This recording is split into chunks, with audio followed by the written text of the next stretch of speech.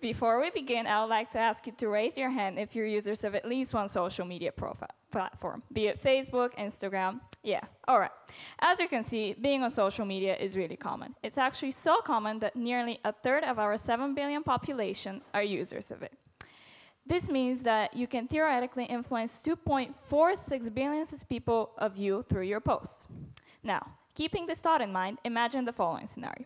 It's a very boring day, you're stuck at work, you've got nothing to do, so you begin scrolling down your Facebook page.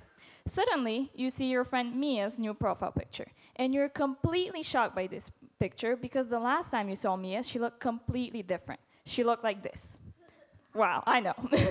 Now, to how many of you has this ever happened? You've seen or you've learned something new about a friend that you no longer talk to from one of their social media accounts?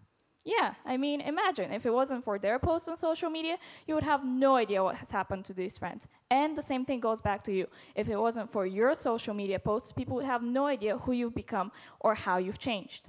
But this is exactly what the beauty of social media is. You can use it to influence your friends' perceptions of you, as well as you can show people that don't know you so well who you really are, so that people have the right opinion of you. So today, instead of criticizing social media like the majority of people do, I'll instead talk to you about how social media can actually be beneficial to our own selves as well as to our own society. I'll talk about how we can use social media to create the first impression that we want others to have of us, to show people our interests that they don't necessarily know about, as well as to influence people about major global issues. So now that we've established that Facebook is the window to your soul for the world, why not start using it to create the first impression that you want others to have of you? Let's say that you're moving to a new place or a new job, or you're even switching schools.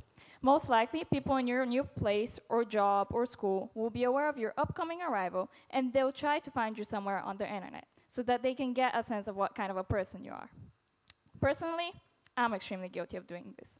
The second that I know which people are coming to our school, I look them up on social media, and I base my opinions about them right up there. And right here is people's chance to influence my or anyone's understanding of who they are before others have even met them. Based on what you've shared, be it inspirational quotes, party photos, or even memes, people will judge you and they'll create some kind of an opinion about you before they've seen you in person. So depending on what you want people to be thinking of you the first time they see you, start posting content that shapes you into that kind of person. For example, let's say that you want to be seen as social and outgoing by your future friends. Then start posting pictures of you at events, pictures of you with friends, and start posting things on your friends' profiles. That way, your future friends will be thinking of you what you want them to be, that you're social. And I think that establishing your personality on social media will not only help people have the right first impression of you, but it will also help you make friends more easily down the road. Once other social people with similar interests see that you're like them, they will be much more open to starting a conversation with you the first time they see you in person. The second way that you can use social media for your benefit is to show people your interests that they don't necessarily know about, as well as you can use it to express yourself. Let's go back to your friend Mia. She moved across the country, you no longer keep in touch with her, but you kind of do get a sense of what she has been up to through her social media posts.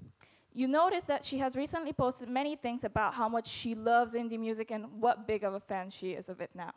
But the funny thing is that when you knew her and when you were friends with her, she used to absolutely hate it. But from these posts, you can tell that her music taste has absolutely changed and that she's a fan of indie music right now. This could act as a way for you to pick up a conversation back with Mia and see exactly what she has been up to. And eventually, you might become closer again and be friends again.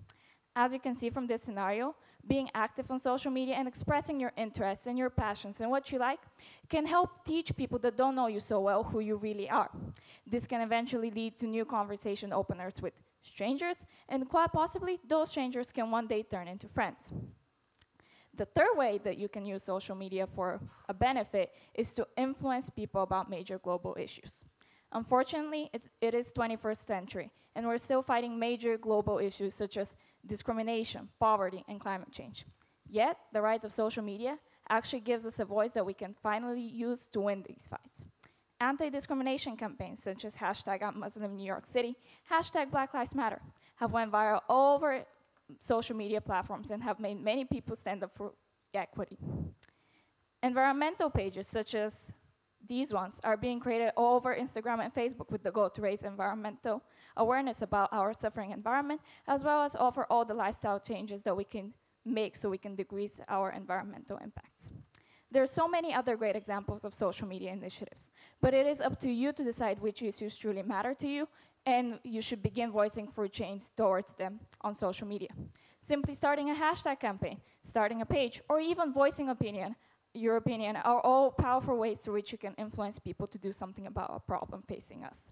So, if social justice is right at your fingertips, why are you still not taking advantage of achieving it? And before I conclude my talk, I would like to acknowledge some of the skeptical opinions that some of you may have that may be holding you back from using social media to its fullest potential. We've heard countless stories about privacy issues, cyberbullying, and hacking. All of these issues are obviously really dangerous ones, but there are, of course, ways to which you can protect yourself from them. If you ever receive any kind of a request from a profile that you don't know, or it seems a bit off, either it has inappropriate content, it has repeated links, and all that stuff, simply don't accept the account.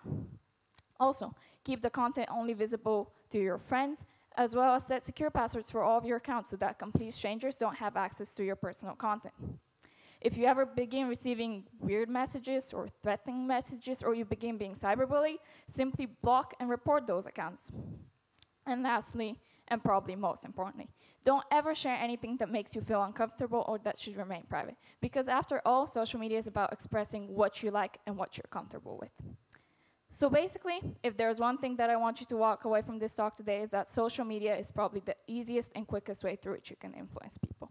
The truth is, we by human nature are judgmental creatures, and will continue to judge no matter how much we try not to. So we might as well just shape people's opinion of us into the kind of opinions we want them to be. Even better yet, not only can we use social media to create the self-image that we want others to have of us, but we can also use it to empower people towards making an important change in this world.